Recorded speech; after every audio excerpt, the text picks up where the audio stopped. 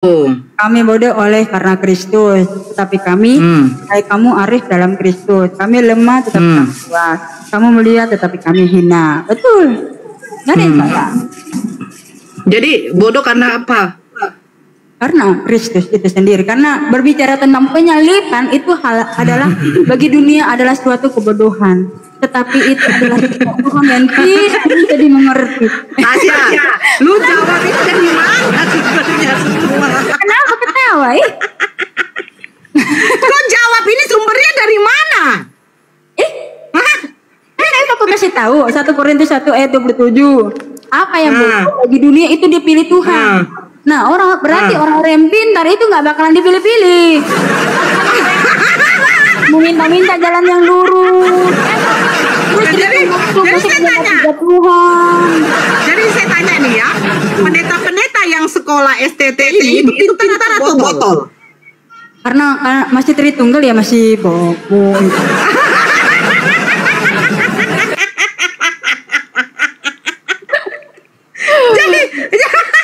Jadi contoh kayak Pak Bom, dia kan pendeta itu, berarti dia masih botol lah ya. Dia kan merasa pintar, makanya nggak dipilih, makanya masih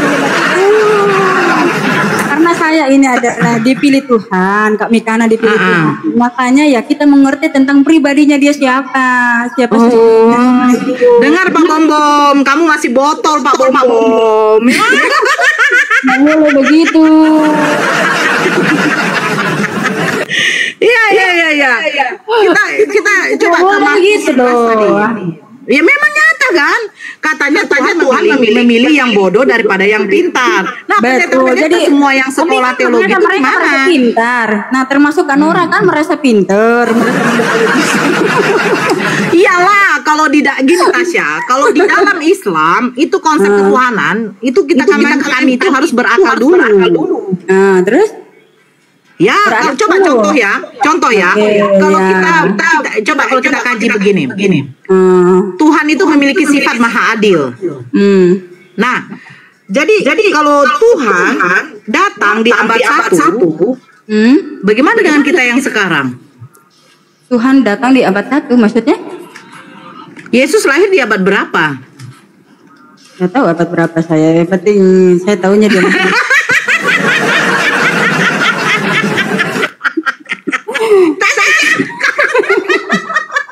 Saya tuh tidak tahu sama Pak Bom pintar itu. Gini lah Bang, gini lah Mbak. Tuhan Yesus itu lahir kita cari dulu ayatnya ya. Saya itu kan jujur lah, saya itu nggak mau berdusta seperti Tung yang suka kalian lah yang suka ini. Nah, Tuhan Yesus itu lahir di abad ke-1 Masehi, diperkirakan sekitar 4 atau 6 sebelum Masehi. Begitu. Bagi kita yang sekarang. Ya enggak apa-apa toh. Adil lah. Karena gini, berbicara tentang kenapa sih Tuhan Yesus itu baru datang. Kenapa kan orang? Kenapa? Apa yang lucu? Iya adil. Ya lanjut Tasya, lanjut deh. Ya, maksudnya kenapa? Jelaskan dulu kelucuannya apa. Iya, kau menerangkan sama kakak deh. Itu kakak bingung sumbernya dari mana semua gitu loh. Sumbernya dari Tuhan dong. Masa dari doktrin Tritunggal. Makanya kita belajar itu tentang Tuhan, doa minta hikmat sama Tuhan, bukan dari doktrin Tritunggal atau apa. Makanya orang-orang Kristen itu banyak murtad dari Kristen karena apa? Karena tiga Tuhan. Oke, kalau kamu mengatakan mereka doktrin ya, karena dulu saya kan juga Tritunggal. Oke. Jadi yang di dalam Bible itu yang kamu pakai yang mana? Bible Yesus mengutus dirinya sendiri. Ya sama, LI juga saya. Gak ada yang. Jadi Bapak yang mengutus aku? Bapak yang mengutus aku. Jadi gini, berbicara tentang mengutus itu, kalau di zaman Israel itu kalau Tuhan mau melakukan pekerjaannya dia memakai nabi-nabi. Karena tidak ada tuh manusia yang bisa melakukan pekerjaan Tuhan itu sendiri kalau bukan Tuhan yang turun sendiri untuk melakukan. Jadi Kristen punya nabi? Ya punya. Apa itu nabi, Tasya? Nabi itu tugasnya adalah untuk membawa umat-umat itu mengenal Tuhan, membawa pertobatan. Nah, saya mau tanyakan orang, kenapa Adam itu disebut nabi, sementara Adam itu teman Adam.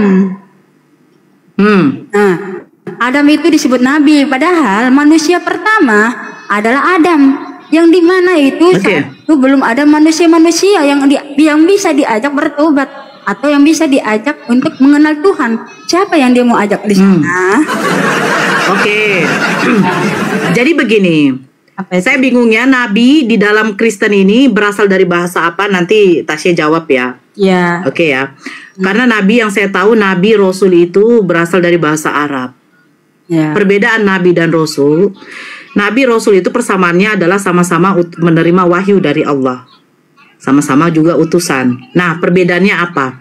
Rasul sudah pasti nabi. Nabi belum tentu adalah rasul. Apa perbedaannya? Nabi menerima wahyu. Iya, betul. Nabi menerima wahyu dari Tuhan, menerima wahyu dari Allah. Tunggu dulu. Nabi menerima wahyu dari Allah, dia tidak wajib menyampaikan kepada pengikutnya. Apakah Nabi Adam mempunyai pengikut? Nabi Adam? Gak ada manusia aja kan, masa ada disebut nabi? Sebentar. Saya belum selesai. Nabi menerima wahyu firman dari Allah itu untuk dirinya dan keluarganya. Nah, belum ada anaknya. Sebentar dulu. Ketika dia sebentar dulu. Makanya Tasya dengarkan. Makanya nanti saya tanya, nabi berasal dari bahasa apa? Kenapa bisa Kristen punya nabi? Apa artinya nabi? Oke. Nah, tunggu dulu, belum selesai. Ya, silakan.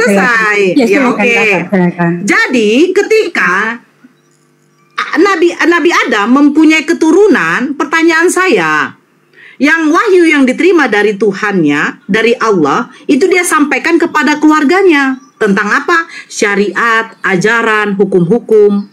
Nah, kenapa nggak dikatakan Rasul? Karena Nabi Adam tidak punya pengikut. Dia hanya punya keluarga. Apakah ketika dia punya istri, dia punya anak-anak, dia tidak menerima wahyu dari Allah? Dia menerima terus sampai dia mati. Nah, kalau Isa dengan Nabi Muhammad dikatakan Rasul, itu karena apa?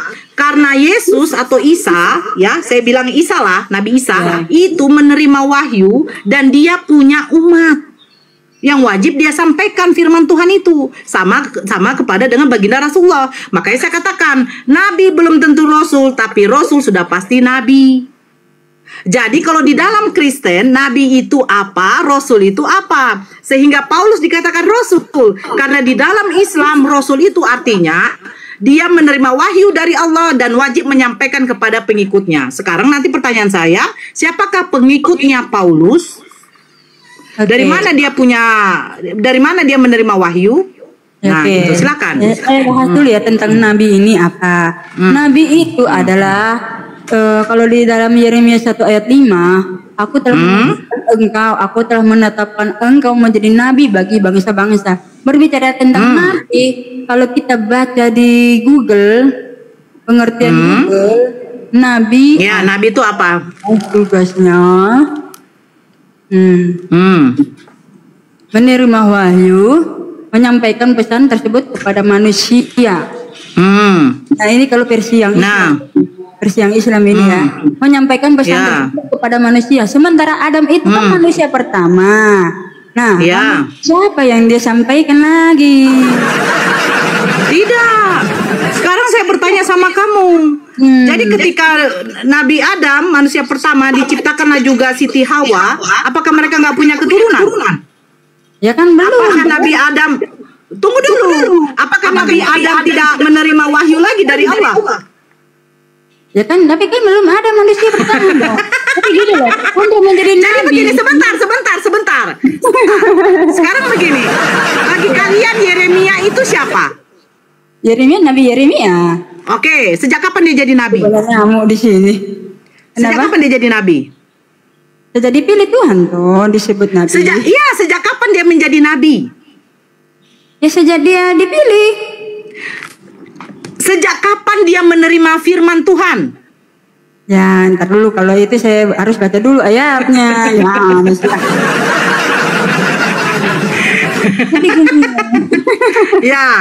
Iya, karena begini, Tasya tadi kan menarasikan bahwa karena Nabi Adam masih manusia pertama, kenapa dikatakan nabi? Yang dikatakan nabi ketika dia sudah ada manusia-manusia setelah dia, makanya dia menerima firman. Isi firman itu apa? Dia sampaikanlah kepada manusia. Ya tugas nabi memang begitu untuk manusia, bukan untuk keluarga. Nabi Yeremia. Tunggu dulu. Kamu bilang untuk keluarga itu salah. Loh, sekarang Nabi Yeremia saya tanya, Nabi Yeremia siapa pengikutnya? Nabi Yeremia. Yes. Nabi Yeremia.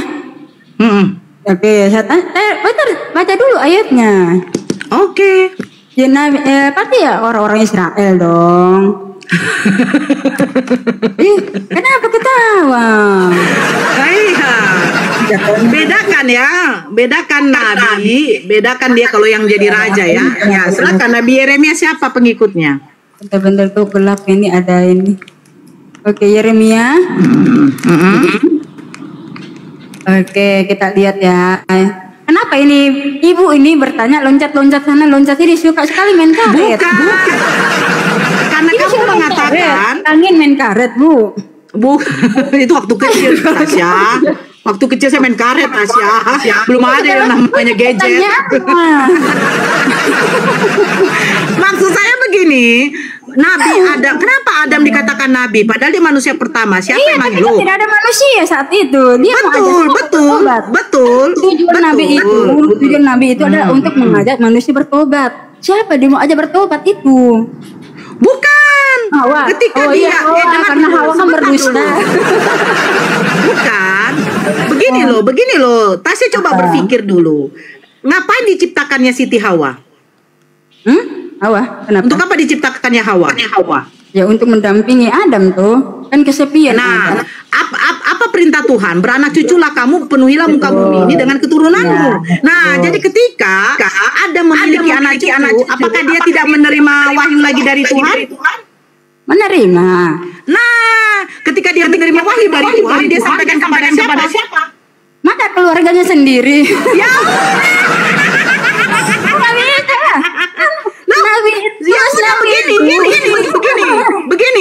Begini, Tasya. Ketika Nabi Adam diciptakan, apakah langsung dikatakan Tuhan kau adalah seorang nabi? Ketika Yeremia, sebentar dulu. Ketika Yeremia dilahirkan oleh ibunya, apakah langsung orang mengatakan dia adalah seorang nabi? Nah, seorang nabi dikatakan ketika dia sudah menerima wahyu firman dari Allah untuk disampaikan pada keluarganya dan pengikutnya. Masa keluarga Nabi itu keluarga? Loh, memang betul. Nabi itu tugasnya adalah untuk mengajak keluar dari keluarga untuk bertobat. Oke, sekarang apa dengan Rasul? Pengertian Rasul. Apa pengertian Rasul? Rasul, oke, kita lihat ya. Rasul. Oke. Kalau Rasul itu lebih ke penginjilan dia. Dari mana? Tunjukkan datanya. Sabar. Ayo. Jangan tunjukkan datanya. Nanti giginya kering, Bu. Saya ada aqua loh, nggak apa-apa nih. Oh iya. Tunjukkan datanya, bedanya. Oke, ciri-ciri Rasul ini. Rasul itu kan menyaksikan tentang kebangkitan Yesus. Dia itu memberitakan tentang Tuhan Yesus. Saya tanya ciri-ciri. Apa bedanya Rasul? Yes. Ya. Kenapa suka loncat-loncat ini? Emang menurut kalian iya. Rasul itu. Ada berapa rasul? Ada berapa rasul di kitab? Tadi kan aku sudah bilang perbedaan rasul dengan nabi tadi udah saya jabarkan. Nah, sekarang dari Tasya, rasul itu apa? Ya, aku mau nanya rasulmu ada berapa? Sebelum rasul. Kalau rasul kami ada diakui ada ratusan, kalau nabi itu ratusan ribu kalau nggak salah ya, Tapi yang kami iyalah. Mulai dari nabi cuma 40 penulis. Ini ratusan ribu. Dari nabi dari nabi Adam. Emang nggak ada diutus rasul lagi? Nggak ada diutus nabi. Lah, ada mungkin tapi 40. Enggak, jangan larikan ke situ dulu. Tasya, kamu bertanya dari keislaman, saya jawab. Sekarang saya tanya, rasul di dalam Kristen itu apa artinya? Oke, bentar ya. Oke. Tahan dulu giginya supaya gak kering. Udah dibasahin tadi Tasya dengan apa? Anggur asam. Nih kita ini harus toleransi. Oke. Sama-sama apa ya, manusia. Kita harus memanusiakan manusia. Perbedaan itu boleh gitu. Iya, tapi nggak boleh menghujat. Karena saya ini banyak dibilang katanya sama Uniripa kemarin, ini Tasya ini sopan katanya. Katanya beda dengan yang lain katanya gitu ya, begitulah. Tapi memang itu faktanya seperti itu, kita harus bisa menunjukkan kasih. Tidak boleh mengotot atau menghujat. Iya, silakan. Okay. Dari rasul dalam bahasa Yunani apostolos, artinya orang yang diutus. Nah, itu adalah memberitakan Injil, menjadi saksi kebangkitan Yesus dalam Kisah Para Rasul 1 ayat 22. Mendirikan dan membina jemaat 1 Korintus 3 ayat 10. Mengajar kebenaran dan meluruskan ajaran yang sesat seperti Tritunggal itu. 11 ayat 13 gitu. Jadi kau ya berdiskusi sama saya Muslim, kau jitak juga Tritunggal kau. Tunggu nggak ada senggol kau. Masalahnya gini, ajaran-ajaran kekristenan itu sudah di luar dari Alkitab, Alkitab benarnya. Jadi makanya harus dimusnahkan.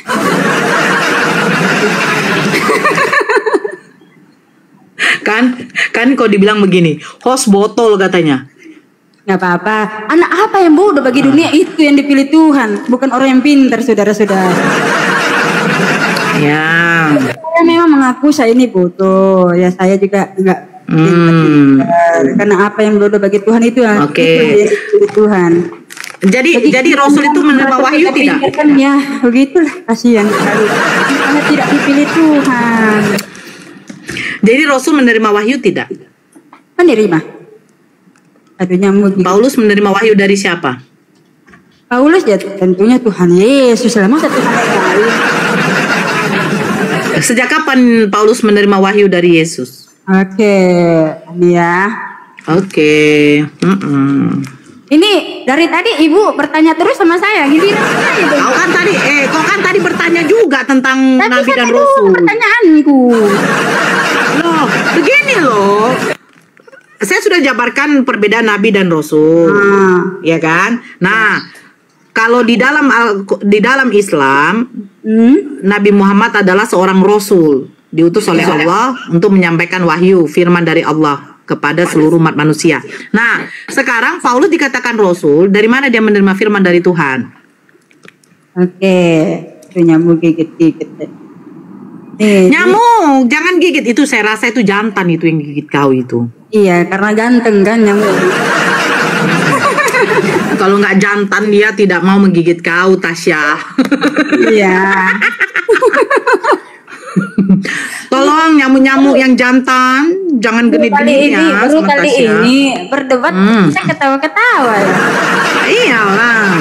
Kita kan di sini kan kerjanya menjual gigi, mengeringkan gigi, ya kan? Betul. Iya. Baru membasahi bibir sekali-sekali. Betul. Lanjut. Oke. Gimana datanya? Galatia 1 ayat 11 dan 12. Coba. Oke. Iya, silakan dibuka dulu lah. Lanjut baca, lanjut baca. Oke, katanya ini Nora Aritono katanya kasar gitu. Ternyata asik juga sebenarnya. Saya asik ketika diajak asik gitu. Gitu ya. Berarti kalau menghadapi seperti Pak Bom Bom gimana? Berubah jadi siluman gitu. Dia bisa menjawab saya.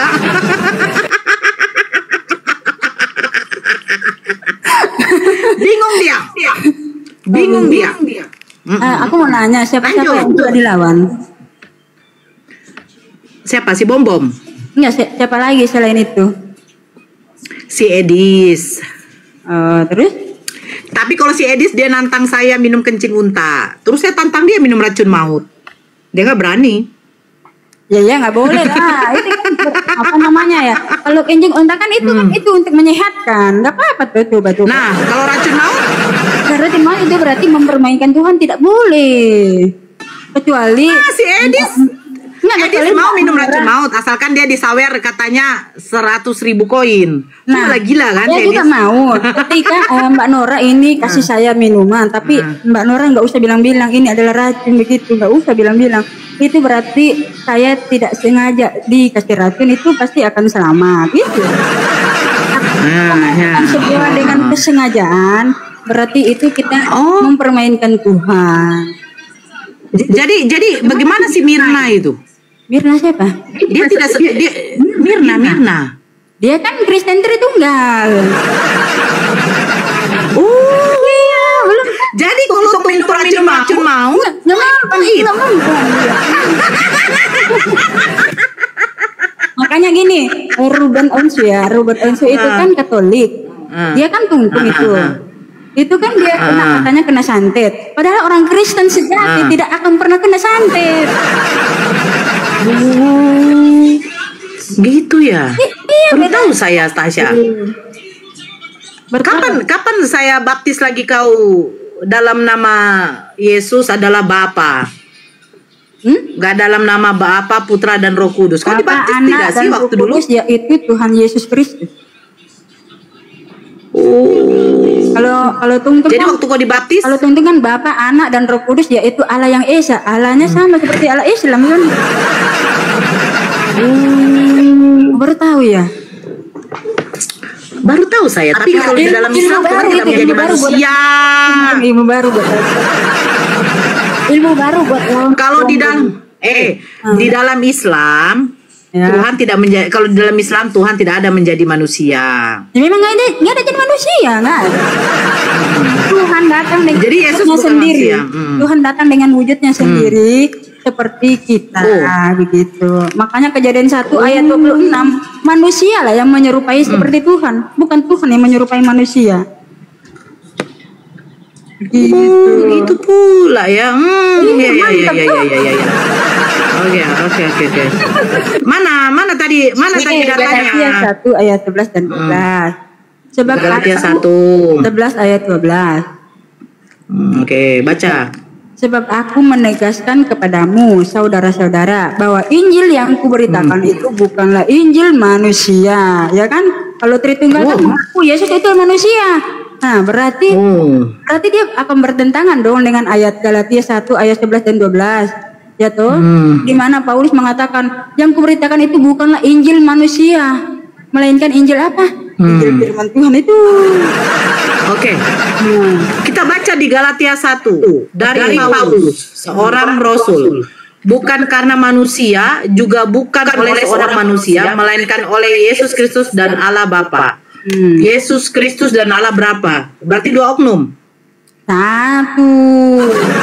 Oh, 1. Yang telah membangkitkan dia dari antara orang mati. Siapa yang dibangkitkan? Dia membangkitkan dirinya sendiri. Oh. Jadi berbicara dan dari semua.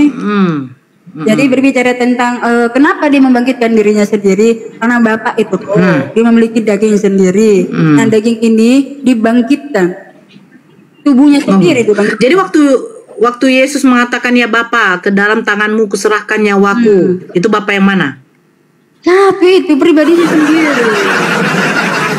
Tuhan sendiri.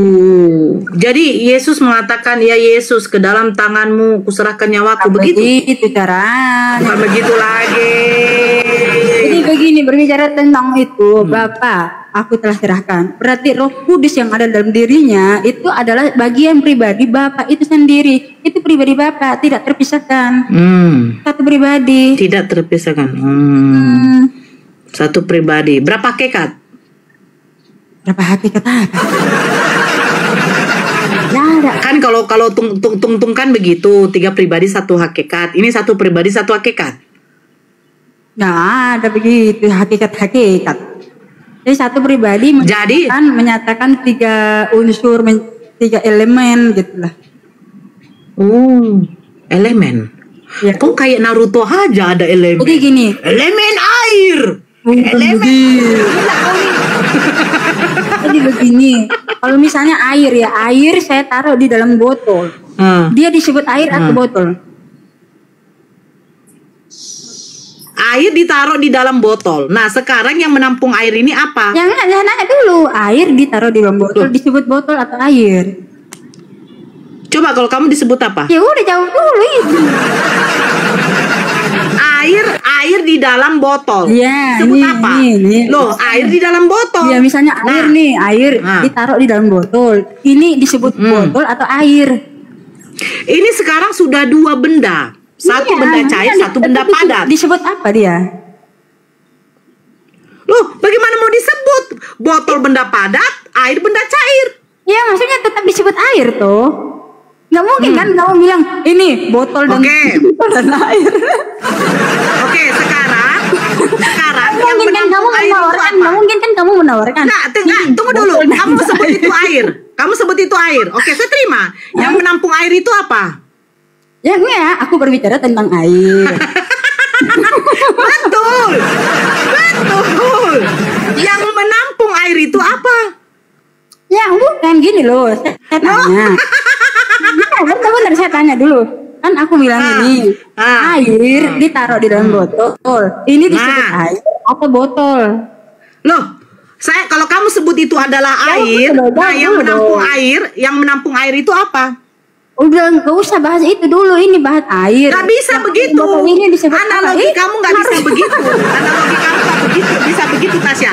Sekarang begini, filter kamu memakai kacamata. Nah, sekarang yang di mata kamu mata apa kacamata? Iya, gini loh. Ini berbicara tentang air, tentang air dulu. Nanya dulu. Itu nanya dulu. Masa kamu ketika menawarkan, masa kamu ketika menawarkan orang ini botol dan air? Nggak, begini dulu. Saya bisa saja menawarkan botol yang tidak ada air. Bisa saja. Nah, gini. Ya kan aku tanya begini loh. Pertanyaan saya sederhana aja gini loh.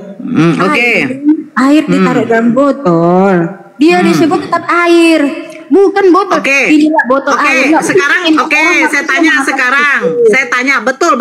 Saya tanya. Jadi, yang menampung air itu apa? Yang menampung air itu apa? Ya, sebentar. Jadi makanya Yesus berkata ini, Bapak di dalam aku di dalam Bapak. Betul nggak? Jadi Bapak di dalam aku di dalam Bapak. Oke, saya terima. Ya, yang dilahirkan Bunda Maria, yang dilahirkan Bunda Maria, Bapak apa Yesus?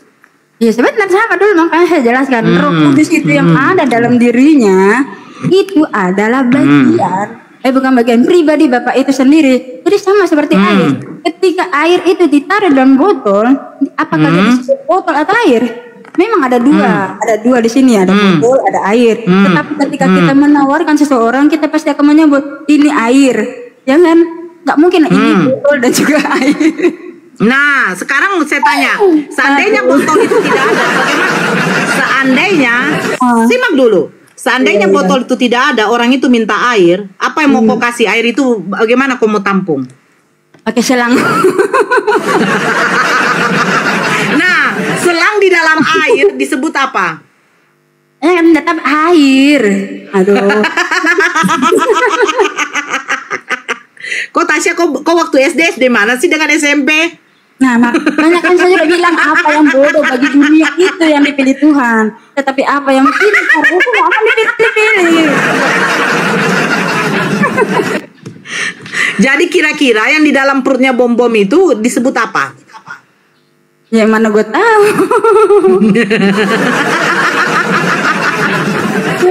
Aduh. Sekarang oke. Sekarang oke. Nggak apa-apa lah. Sekarang begini. Ini parfum. Saya tidak mau dosa. Kalau kamu mau dosa, jangan aja saya. Oke.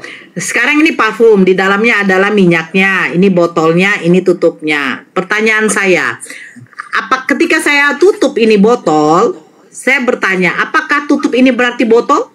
Apakah minyak berarti botol? Beda, atau botol berarti minyak? Beda. Cara menjelaskannya bagaimana? Memang ada 3, tetapi itu adalah satu kesatuan. Satu apa? Oke, satu kesatuan. Sekarang saya tanya. Masa saya mau katakan satu kepribadi di situ? Mungkin, karena dia bukan manusia. Iya, sebentar, saya tanya. Minyak yang di dalam botol ini, apakah bisa dikatakan botol?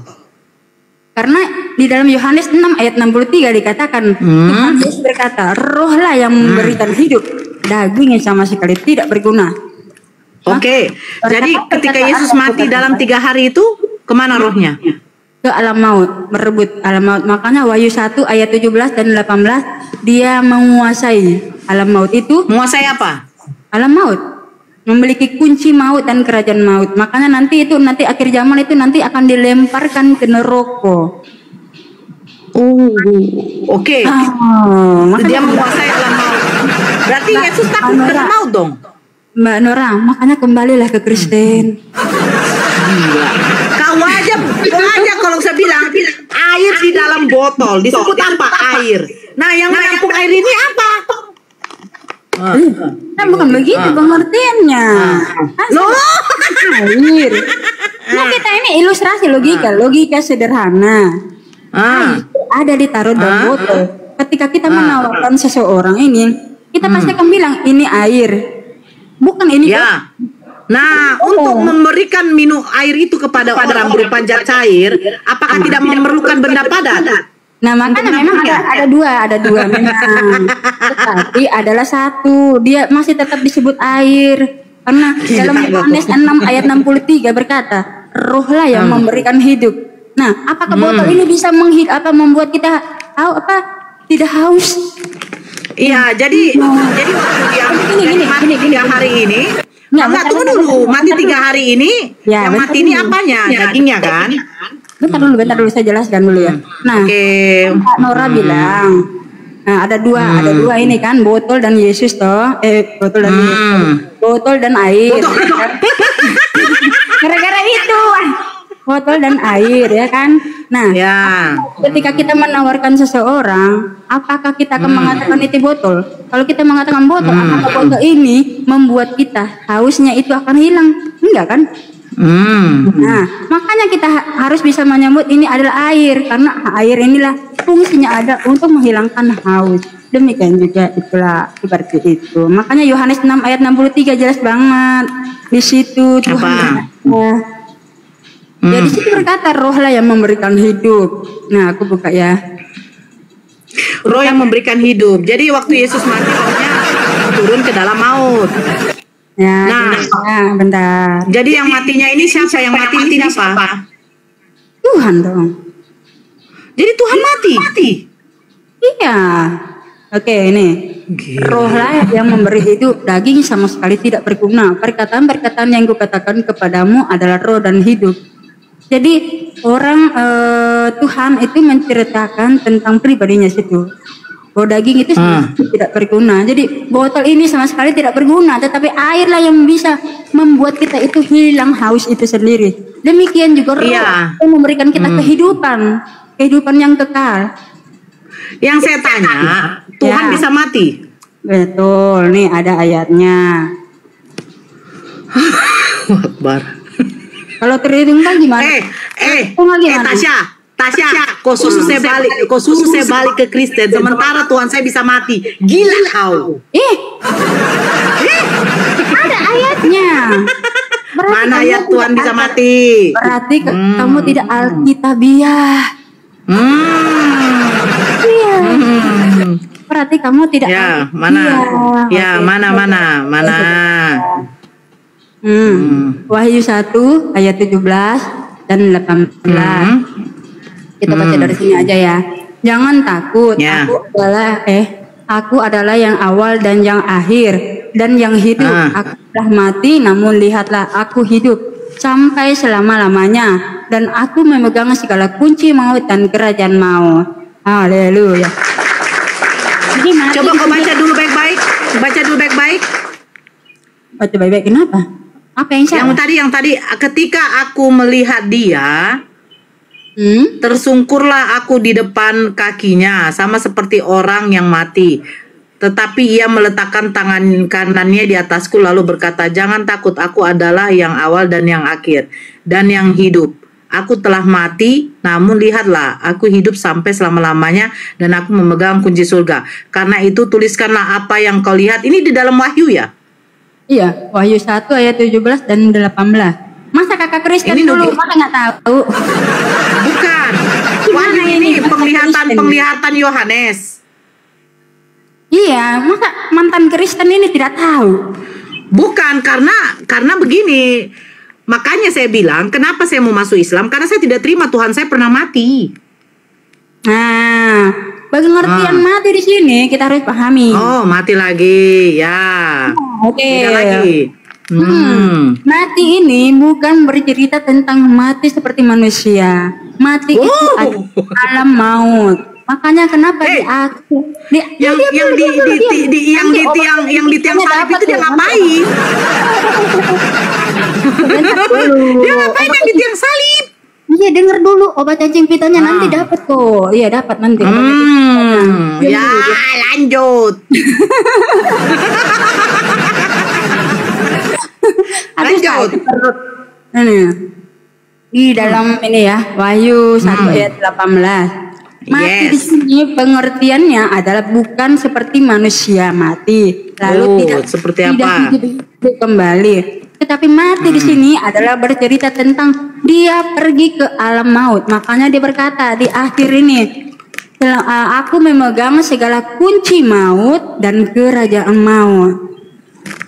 Jadi berbicara tentang mati itu bukan berarti pengertiannya seperti manusia.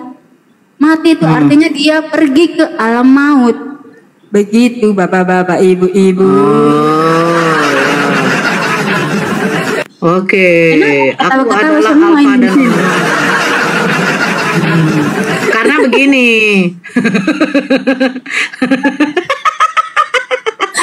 Karena saya bingung, yang di kayu salib ini berarti dia matinya bukan mati beneran ya? Bukan mati beneran, mati dia pergi ke alam maut. Makanya di Alkitab itu memang beneran enggak, tunggu dulu, beneran mati apa enggak? Itu memang orang-orang pintar itu susah untuk mengerti karena bukan dipilih Tuhan. Makanya kita harus mengakui kita ini adalah bodoh di hadapan Tuhan supaya apa? Tuhan bisa memilih kita. Jadi makanya nanti kalau kan orang menghadapi orang pendeta-pendeta bilang begini, kalau kamu merasa pintar berarti kamu bukan pilihan Tuhan. Kalau kamu merasa pintar, kamu bukan pilihan Tuhan. Jadi mati yang di kayu salib ini beneran apa enggak itu ya dulu? Saya bingung. Ya mati itu pergi ke alam maut. Bener dia mati. Iya betul. Pengertian mati kan seperti itu memang. Tetapi jadi yang membangkitkan dia itu siapa? Itu bercerita tentang alam maut. Dia berkuasa atas alam maut itu. Makanya nabi-nabi kayak sebelumnya ya yang hidup benar diangkat, diselamatkan, dibangkitkan. Gitu. Nanti akan terjadi kembali nanti kebangkitan lagi ketika Tuhan Yesus datang kedua. Jadi yang membangkitkan Yesus itu adalah Yesus sendiri. Iya dong. Masa Tuhan yang lain? Jadi waktu Yesus mengajarkan doa Bapa kami, itu Yesus mengajarkan doa kepada dirinya sendiri. Iya betul. Aduh. Nah ini udah tanda-tandanya warnes ini. Iya. Iya. Jadi udah berhasil ini masuk Kristen lagi Kak. Bentar. Oh no. jadi di dalam Yesus ya ada Bapak. Katanya begini, tunggu dulu. Sebentar ya, Bapak ampunilah mereka sebab mereka tidak tahu apa yang telah mereka perbuat. Itu Yesus berbicara kepada dirinya sendiri. Bukan, doa itu. Oh, bukan lagi. Aduh. Merujuk Bapak ini. Kata Bapak ini merujuk kepada dirinya. Jadi dia mengajarkan doa seperti itu kalimatnya. Bukan, waktu dia di tiang salib. Mana ada? Seperti apa? Waktu dia di tiang salib dia kan katakan, ya Bapa ampunilah mereka sebab mereka tidak tahu apa yang telah mereka perbuat. Kau ini Alkitab pidato bagaimana kau? Oh, baca kitanya nanti.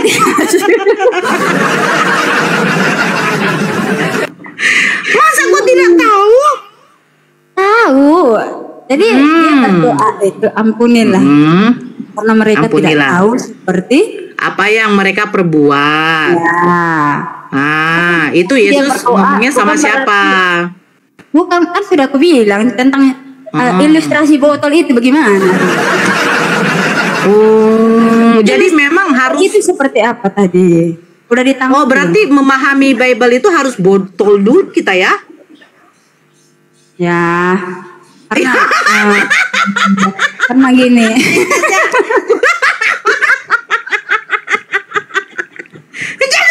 Jadi memahami Bible harus botol dulu ya? Bukan, begitu cara anak. Bukan. Apa yang bodoh bagi dunia itulah yang dipilih Tuhan. Jadi orang yang merasa dirinya pintar, orang yang merasa dirinya punya logika, katanya logika begini. Iya. Ya, jadi waktu Yesus mengatakan ya Bapa ampunilah mereka, berarti Yesus mengatakan kepada dirinya sendiri. Iya, mengatakan dirinya sendiri. Masa Tuhan yang lain? Betul-betul memang harus botol ini Tasya. Harus botol betul-betul ya. Tapi kalau berbicara tentang Tuhan Yesus memang itu harus ada hikmat. Botol. Bukan, harus ada hikmat Tuhan itu sendiri. Ada hikmat lagi. Karena gini, bukan harus botol. Orang yang tidak punya Roh Kudus itu dia tidak akan pernah memahami firman Tuhan. Gitu. Jadi, tetapi kita itu tidak boleh merasa kita itu hebat. Kita tidak boleh merasa diri kita pintar. Karena itu adalah kesombongan. Buah kesombongan. Karena buah kesombongan itu bukan pengikut Yesus sejati, tetapi mengikut iblis. Itu saudara-saudara, bapak-bapak. Ya, berarti waktu Yesus berdoa di Taman Getsemani, ya Bapa, jikalau cawan ini berlalu daripadaku, biarlah kehendak-Mu yang jadi. Itu kehendak Yesus yang jadi ya? Ya. Oh, bukan. Tapi coba kita baca dulu, Tasya. Saya suka tuh yang bagian itu, Bu. Ini dari tadi Ibu banyak sekali pertanyaannya. Kau kan pendeta dari Wane. Enggak, saya bukan pendeta. Saya kan orang yang bodoh. Saya orang bodoh doang. Saya bukan orang pendeta. Nah, katanya kan di dalam Matius 26 nomor 36 ya, di situ di Taman Getsemani. Maka sampailah Yesus bersama-sama muridnya. Matius 26 ayat mulai dari 36. Maka sampailah Yesus bersama-sama murid-muridnya ke suatu tempat yang bernama Getsemani, lalu ia berkata kepada murid-muridnya, duduklah di sini sementara aku pergi ke sana untuk berdoa. Berarti Yesus berdoa kepada dirinya sendiri. Pada rohnya sendiri. Oke. Dan ia membawa Petrus dan kedua anak Zebedeus. Maka mulailah ia merasa sedih dan gentar. Berarti Yesus sedih. Ya, karena kan memiliki. Dia sedih. Iya, kan dia Yohanes 1 ayat 14 kan firman itu telah menjadi daging. Iya, kenapa? Oke. Kenapa dia sedih? Ya kan gitu deh, karena menghadapi itu. Hatiku menghadapi apa?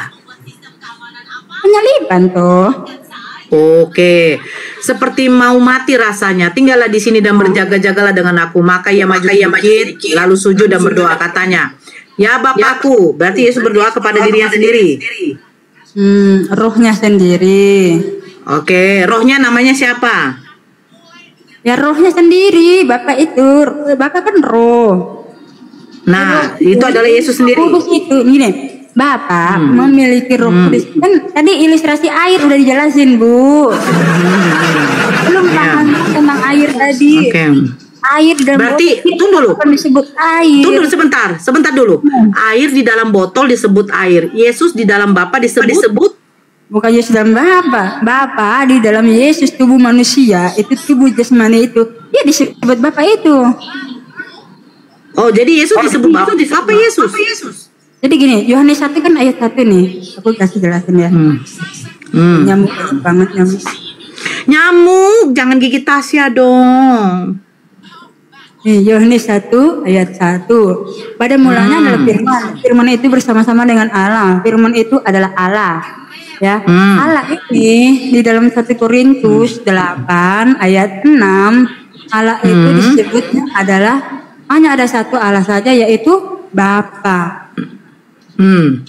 Sekarang Jadi, saya tanya, Yesus di dalam Bapa disebut apa? Yesus di dalam Bapa. ya Bapa dong. Bapa di dalam Yesus disebut Ya Bapa dong. Kenapa pusing? Air di dalam botol disebut air. Sekarang botol di dalam air disebut Oke, gini, air di dalam botol. Di dalam botol.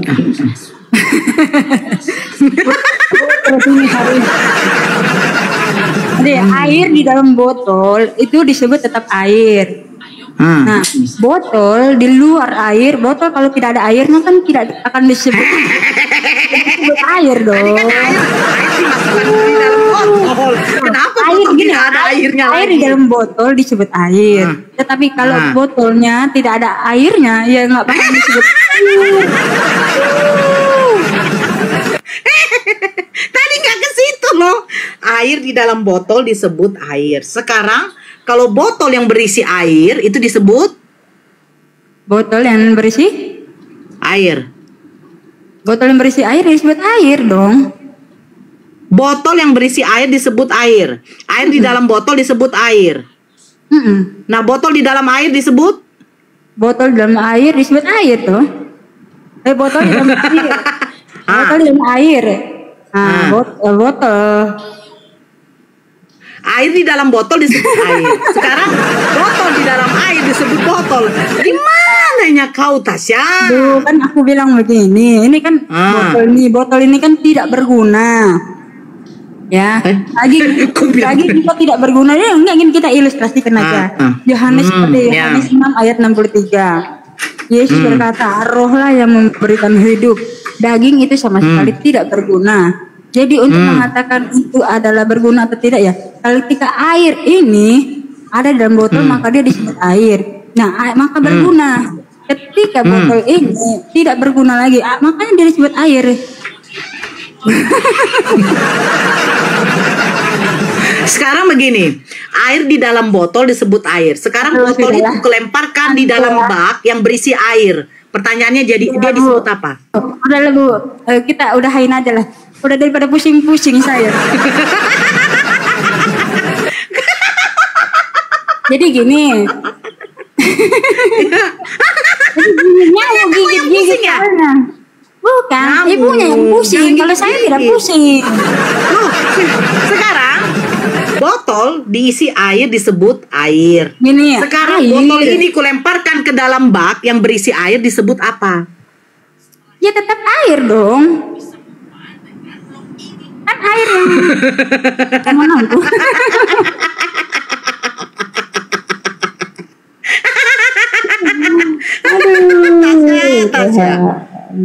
Aduh, kapan-kapan lah kita diskusi nanti ya lagi ya. Ya, teruskan. Ya nyamuk soalnya gigit-gigit. Jadi makanya air dalam botol dia tetap disebut air. Ketika kamu mau menawarkan seseorang, kamu kan nggak mungkin bilang ini botol dan air, nggak mungkin. Yang kamu akan adalah ini air, betul nggak? Seandainya tidak ada botol, bagaimana kamu memberikan air itu? Nah, harus ada airnya dong, kan kita ilustrasikan seperti itu. Jadi roh kudus, jadi Bapa itu sumber roh. Ketika mengutus roh kepada di dalam Bunda Maria, maka jadilah Yesus Kristus, betul nggak? Maka jadilah Yesus Kristus. Nah, ketika Yesus Kristus ini hidup seperti di dunia, maka dia adalah sendiri. Karena di dalam dirinya banyak dia berkata, Bapa di dalam aku di dalam Bapa. Perkataan-perkataan yang kukatakan ini bukan dari diriku sendiri, tetapi dari Bapa yang berdiam diri. Di dalam aku. Ya, Bapa yang melakukan pekerjaan-pekerjaannya, itulah Bapa itu. Jadi Yesus di dalam diri Bapa disebut Bapa. Yesus di dalam diri Bapa. Bapa itu kan roh. Harusnya roh itu Bapa di dalam aku di dalam Bapa, sama aja. Karena Yesus disebut Yesus. Iya. Jadi yang dilahirkan Bunda Maria ini Yesus. Iya, Bapa itu sendiri sama. Berarti Bapa dilahirkan oleh Bunda Maria? Enggak, Bapa, Anak dan Roh Kudus itu hanyalah gelar-gelar aja. Jadi yang mengutus malaikat Gabriel ini siapa? Ya dia sendiri lah, masa Tuhan yang lain. Jadi Yesus mengutus malaikat Gabriel menyampaikan kepada Maria bahwa Maria akan melahirkan dirinya. Iya kan? Dia akan menggenapi kelahiran anak laki-laki. Iya, betul. Maksudnya yang dilahirkan oleh Bunda Maria ini adalah Bapa yang mengutus malaikat Gabriel yang akan dilahirkan Bunda Maria ini adalah Bapa itu sendiri. Nih, saya kan kasih tahu, Roh Kudus diutus di Bunda Maria. Maka jadilah seorang anak laki-laki bernama Yesus Kristus. Nah, ketika roh itu ada dalam dirinya, itu bukanlah beda pribadi dari Bapa, melainkan satu pribadi. Satu pribadi? Tidak ada tiga pribadi. Yang dikatakannya begini ya. Sebentar ya. Dalam bulan yang ke-6, Tuhan menyuruh malaikat Gabriel, itu artinya Yesus. Tuhan menyuruh malaikat. Karena gini. Ya, sebentar. Nah, tunggu dulu. Ketika malaikat itu masuk ke rumah Maria, ia berkata, "Salam hai engkau yang dikaruniai, Tuhan menyertai engkau." Berarti Yesus yang menyertai Bunda Maria. Ini saya jelaskan ya. Tuhan mengutus malaikat ya. Cuma Tuhan kan yang bisa mengutus malaikat toh? Yes. Wahyu 22 ayat 16. Aku Yesus telah mengutus malaikatku untuk memberi kesaksian. Dia mengutus malaikat. Apakah di sini bukan Tuhan? Coba aku Yesus, coba aku baca dulu lagi Wahyu 22. Ya, aku Yesus telah mengutus malaikatku untuk memberi kesaksian tentang semuanya ini kepadamu. Apa tuh? Baca terus, nggak usah baca semuanya. Yang penting ini telah mengutusku.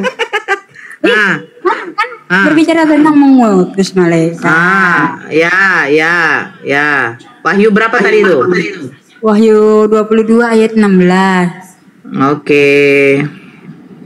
16. Udah capek saya. Tetapi guru dan tukang-tukang sihir, orang-orang sundal, orang-orang pembunuh, penyembah-penyembah berhala, di setiap orang mencintai dusta dan melakukannya tinggal di luar. Aku Yesus telah mengutus malaikatku untuk memberi kesaksian tentang semuanya ini kepadamu bagi jemaat-jemaat. Aku adalah Tunas, yaitu keturunan Daud, bintang timur yang hilang gemilang. Nah, terus yang mengutus malaikat untuk menguatkan Yesus itu siapa? Yang mengutus malaikat apa? Untuk menguatkan Yesus ketika Yesus ketakutan. Ya diri sendiri lah, masa Tuhan yang lain.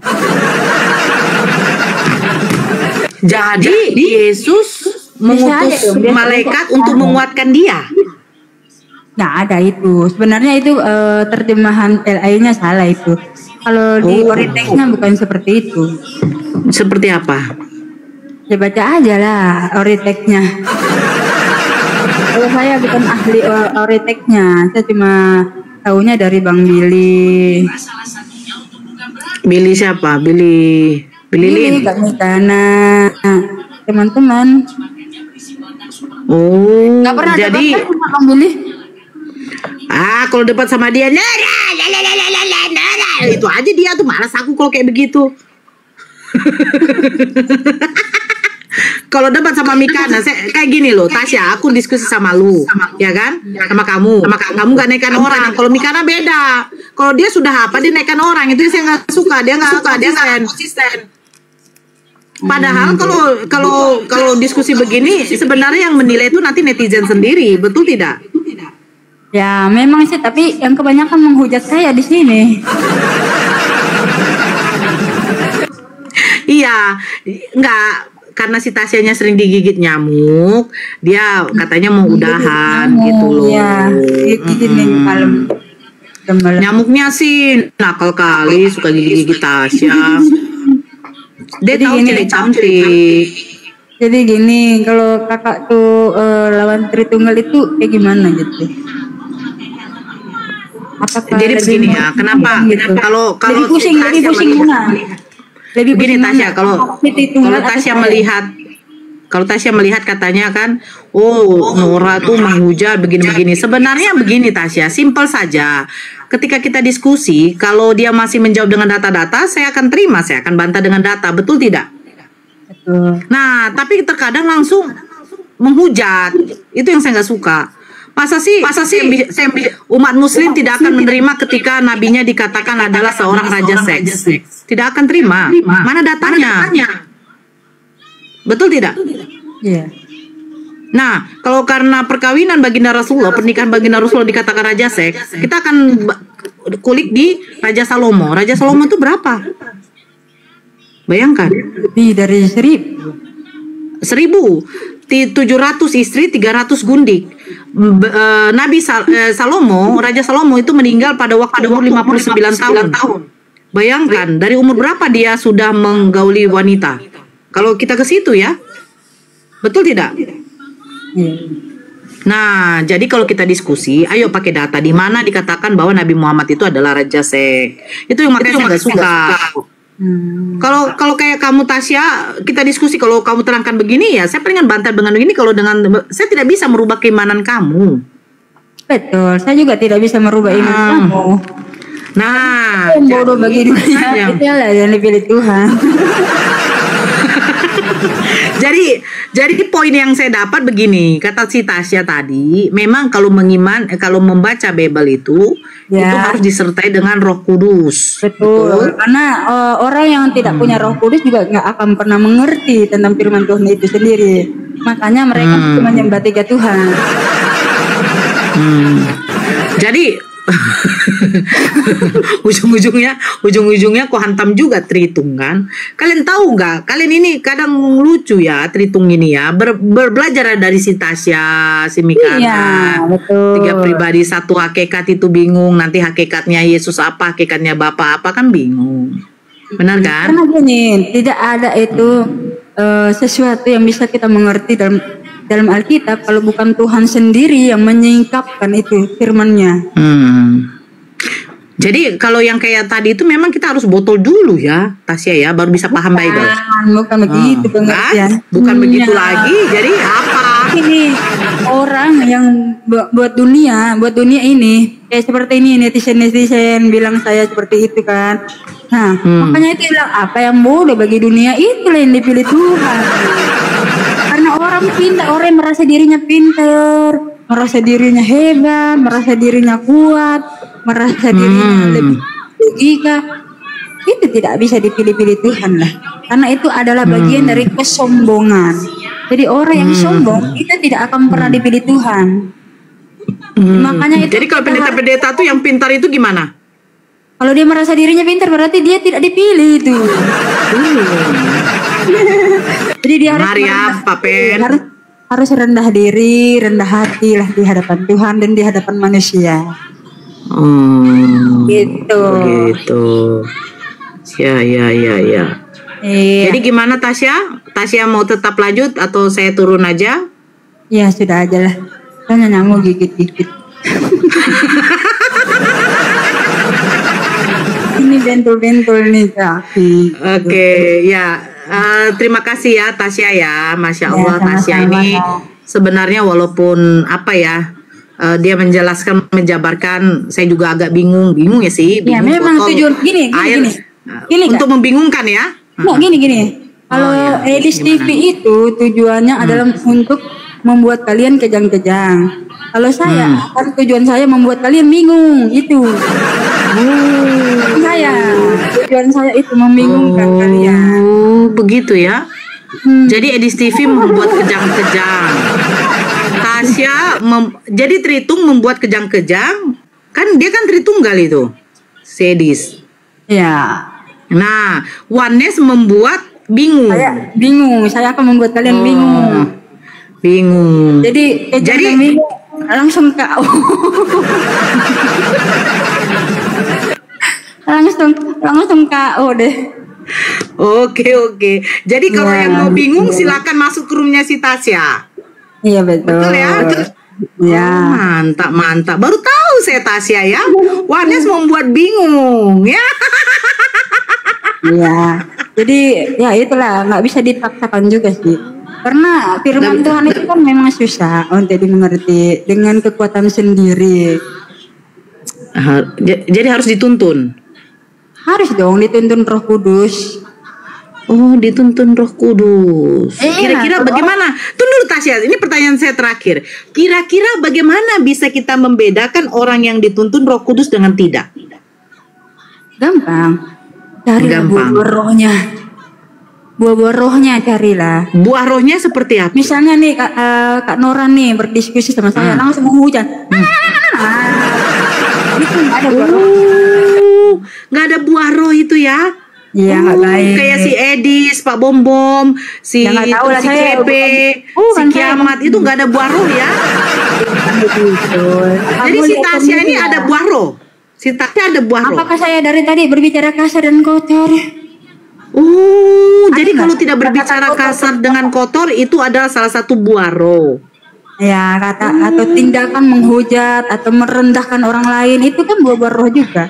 Boleh. Jadi buah roh itu kan sifatnya karakter Kristus. Buah roh itu adalah karakter Kristus yang dimana kita itu punya kasih, kesabaran, lembut, sukacita, damai sejahtera.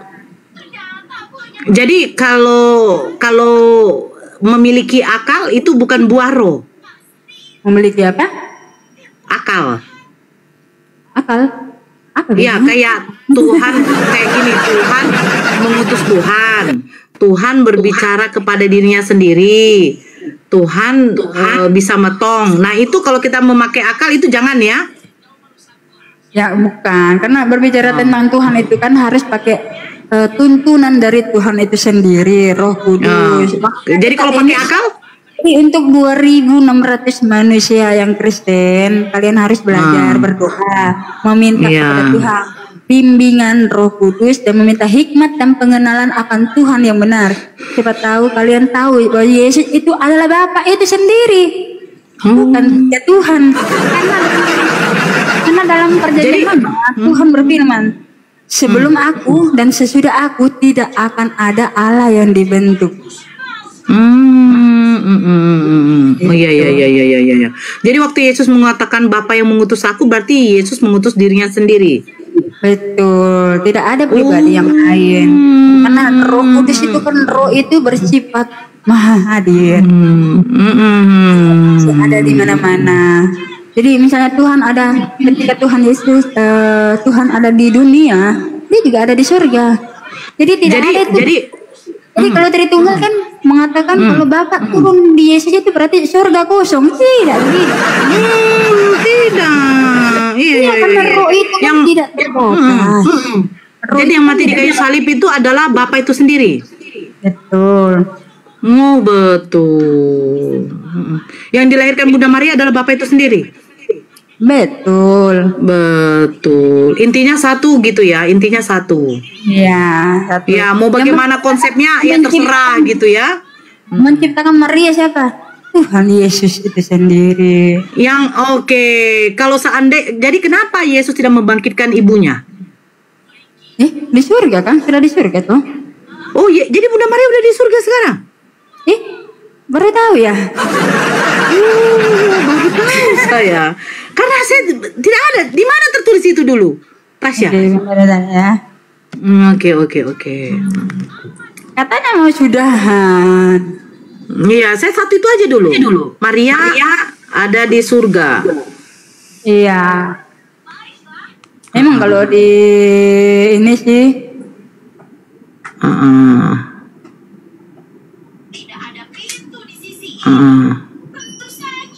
Tapi gatel banget. Jangan kau bawa dari pernyataan dogma dari Katolikan ya. Dogma apa Katolik? Saya tidak tahu. Iya, dari konstitusi apostolik Munificentissimus Deus. Dia mengatakan bahwa Bunda Maria sudah ada di surga. Awas lo. Karena gini, Bunda Maria itu kan orang yang suci, orang yang soleh. Iya. Dia soleh orang yang kau. Dari mana aku tahu kata soleh? Soleha, soleh itu untuk laki-laki, soleha itu untuk perempuan. Dari Kanura tuh, dari soleh itu untuk laki-laki, Bunda Maria itu perempuan. Oh, berarti soleha. Yes. Oh, iya. Oke, di mana datanya sayang? Sabar. Kalian jangan ketawa lah, ketawa aja kalian. Iya, karena tunggu dulu Tasya. Ini penonton 2.500 tap layarmu cuma baru 29. Ini cemana ini? Iya, memang Tritunggal membenci saya juga. Walah. Apalagi Muslim yang membenci saya juga. Oh, nggak ada lah. Siapa yang membenci kau? Nggak ada. Jadi satu-satunya pendukung saya cuma teman-teman saya. Oke, di mana datanya Tasya? Oke. Jadi satu-satunya pendukung saya cuma Tuhan Yesus aja lah. Karena saya bukan mencari ketenaran, saya juga bukan mencari harta, bukan mencari ini ya, bukan. Saya meluruskan ajaran yang sesuai. Di dalam Wahyu 12 ayat 1, kalau kita baca ini kan tentang nubuatan yang tadi. Maka tampaklah suatu tanda besar di langit. Seorang perempuan berselubungkan matahari. Ini kan berbicara tentang Bunda Maria dong. Di surga, saya bilang. Iya, ini di langit. Di langit kan surga itu langit. Langit kan di atas. Langit kan ada surga tuh. Gila. Baru ini saya mendengar bahwa langit itu adalah surga. Gila kau Tasya. Dari mana datanya langit itu surga, Tasya? Oke, saya akan lagi. Nih, langit. Oke. Nih, Paulus diangkat ke langit ketiga. Kamu coba cek langit ketiga itu apa? 2 Korintus. Iya, jangan ketawa. Nanti obat botak sakit. 2 Korintus 12 ayat 2 dan 4. Oke, 2 Korintus 12 ayat 2 dan 4. Surga itu di langit yang ketiga. Ada telepon aja terus. Oke, 2 Korintus 12 ayat 2 dan 4. Aku tahu tentang seorang Kristen 14 tahun yang lampau, entah di dalam tubuh aku tidak tahu, entah di luar tubuh aku tidak tahu. Elohim yang mengetahuinya. Orang itu tiba-tiba diangkat ke tingkat yang ketiga dari langit. Nih, langit ketiga ya. Kita lihat ya Google ya. Langit ketiga itu apa? Dari pertama. Iya, itu sudah. Mana dari pertama? Aku harus bermegah. Paulus saja bermegah-megah. Sekalipun memang hal itu tidak ada faedahnya, namun demikian aku hendak memberitakan penglihatan-penglihatan dan pernyataan-pernyataan yang kuterima dari Tuhan. Aku tahu tentang seorang Kristen 14 tahun yang lampau, entah di dalam tubuh aku tidak tahu, entah di luar tubuh aku tidak tahu. Allah yang mengetahuinya. Orang itu tiba-tiba diangkat ke tingkat yang ketiga dari surga. Betul. Mana situ dari surga? Ya, langit ketiga itu di dalam Google, dalam konteks agama Kristen, langit ketiga seringkali diasosiasikan dengan Firdaus atau surga rohani. Oh, jadi langit ketiga itu berbicara tentang langit itu. Di mana langit itu adalah surga? Ini langit ketiga tentang Firdaus atau surga rohani. Nah, sekarang kita balikan ke original. Surga itu apa? Langit itu apa? Oke, langit ini langit ketiga dong. Kan langit itu ada lapisannya. Pusing asik. Jadi kalau dikatakan bintang di langit itu bintang ada di surga. Udah pusing ya, udahlah. Nanti ibu darah tinggi terus langsung bahaya kan pingsan gitu. Bukan. Anak saya tanya begini Tasya, Mak, itu bintang ada di langit, Mak. Langit lagi cerah, berarti surga lagi cerah. Ada di bintang, ada di surga. Langit yang ketiga. Di langit ada lapisannya lagi. Di langit yang ketiga. Jadi langit yang ketiga. Berarti surga ada lapisan. Bukan. Udah, ini aja. Kak Nora, gini, ya. lihat di Google aja, cari langit ketiga itu apa. Udah gitu aja ya. Enggak, tunggu ya. Itu tadi di dalam 2 Korintus berapa? 2 Korintus 12 ayat 4. Ia tiba-tiba diangkat ke Firdaus dan ia mendengar kata-kata yang tak terkatakan dan tidak boleh diucapkan manusia. Nah, Firdaus ini di langit. Iya, di atas langit yang ketiga. Aku juga tahu tentang orang itu. Bukan yang tentang langit tadi itu mana? Ya itu tadi tuh langit yang ketiga. 2 Korintus 12 nomor 12 ayat nomor 2. Oke, sebentar ya. Ya. Oke, saya lihat ya. Ya. Aku tahu tentang seorang Kristen 14 Allah yang mengetahuinya, orang itu tiba-tiba diangkat ke tingkat yang ketiga dari surga. Ke tingkat yang ketiga dari surga. Oke. Ini Uranus yang artinya tingkat ketiga dari langit situ, bukan surga. Oke, berarti langit itu adalah surga, ya? Bukan, baca dong baik-baik. Orang itu tiba-tiba diangkat ke tingkat yang ketiga dari langit. Jadi langit yang lapisan ketiganya ini, tingkat ketiganya inilah tahta. Itulah surga itu sendiri. Jadi langit ini surga apa bukan? Ya kan langit ketiga. Jadi surga itu adalah langit. Langit itu adalah surga. Surga. Di atas langit ini langit yang ketiga, Kak. Oke, ini langit sampai ke berapa tingkatannya? Ya itu kan menurut 2 Korintus 12 ayat 2 dan 4 itu langit ketiga itu kan inti surga. Coba kamu cek di Google langit ketiga apakah surga? Oke, langit itu berarti langit itu adalah enggak langit surga ya? Ya, enggak, ketik gini, langit yang ketiga apakah surga? Kalau surga mereka gimana? Aduh, nanti habis ini, udahlah. Langit ketiga. Kalau bagi Islam itu langit ketiga itu tempat kediaman Nabi Yusuf.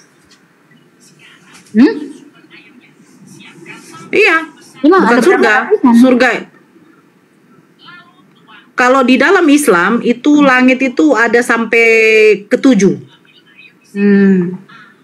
Nah, sekarang itu yang makanya saya tanya, langit itu surga bukan? Karena di dalam Islam langit bukan surga. Di sini langit ketiga adalah tempat kediaman Elohim.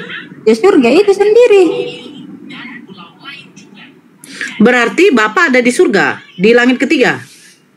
Oke, kita lihat ya. Oke. Di sini.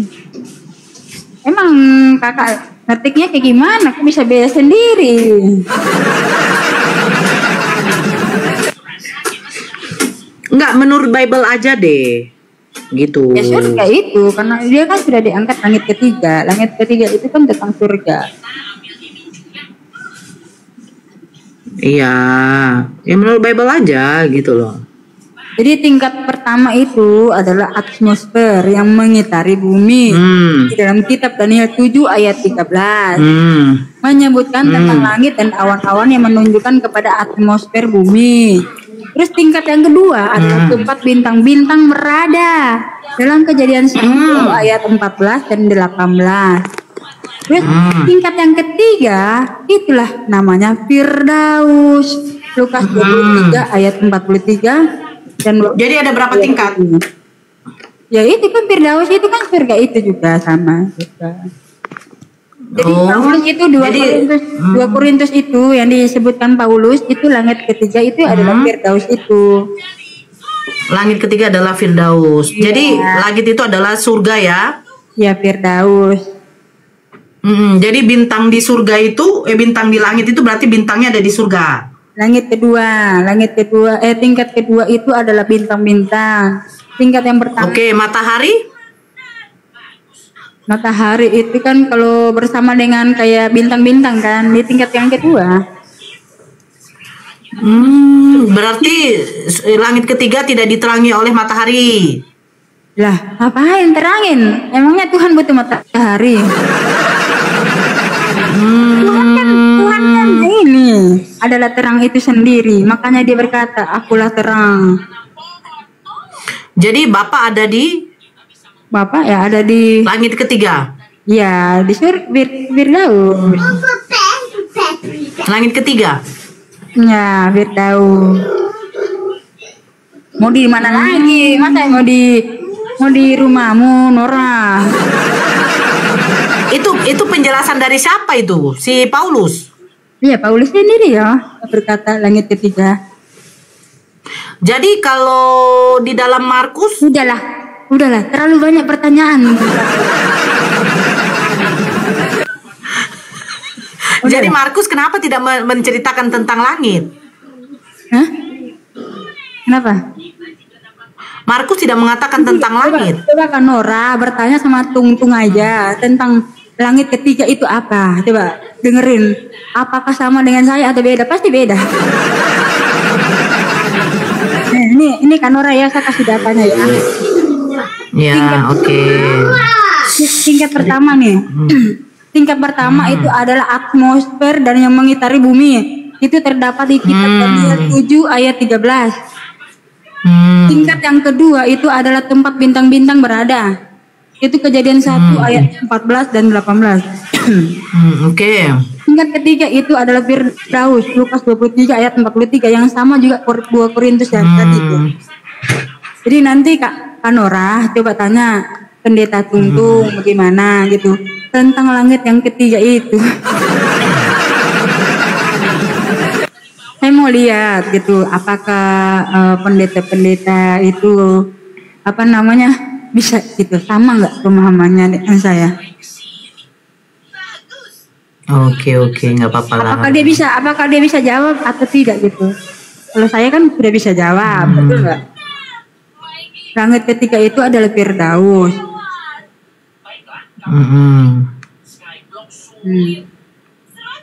Ya, jadi selamat. Ya nggak apa-apa lah. Ya selamat ya. Nanti kejar Tungtung juga.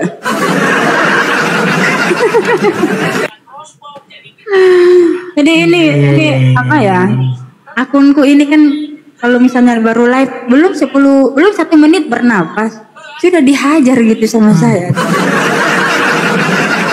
Siapa yang ngajar?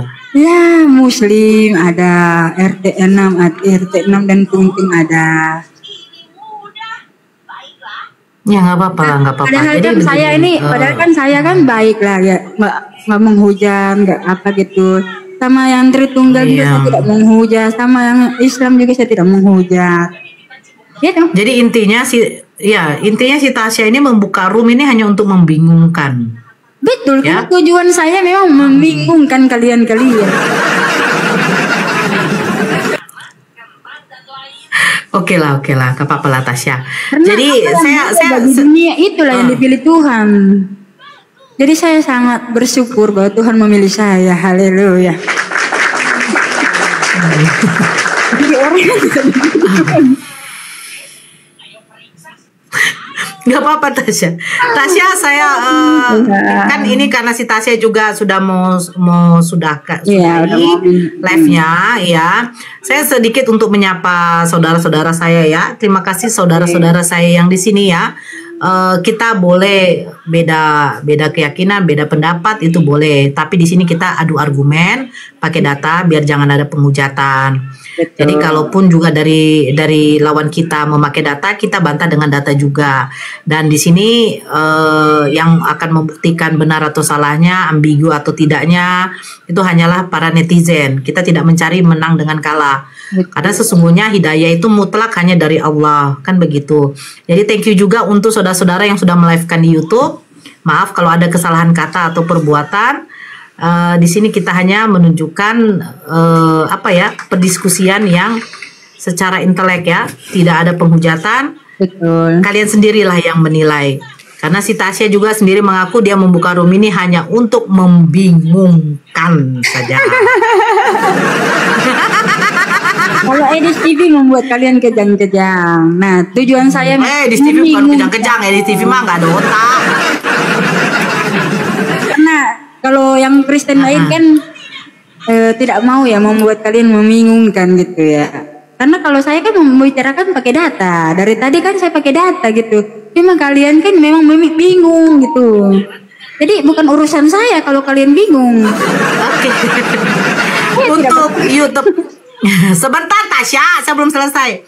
Untuk channel YouTube-nya Bang Handi Celebes, assalamualaikum para penonton semua yang ada di YouTube-nya Bang Handi Celebes, di YouTube-nya Ustadz Alif, di YouTube-nya Natalia Iriani. Masya Allah, terima kasih sudah menonton.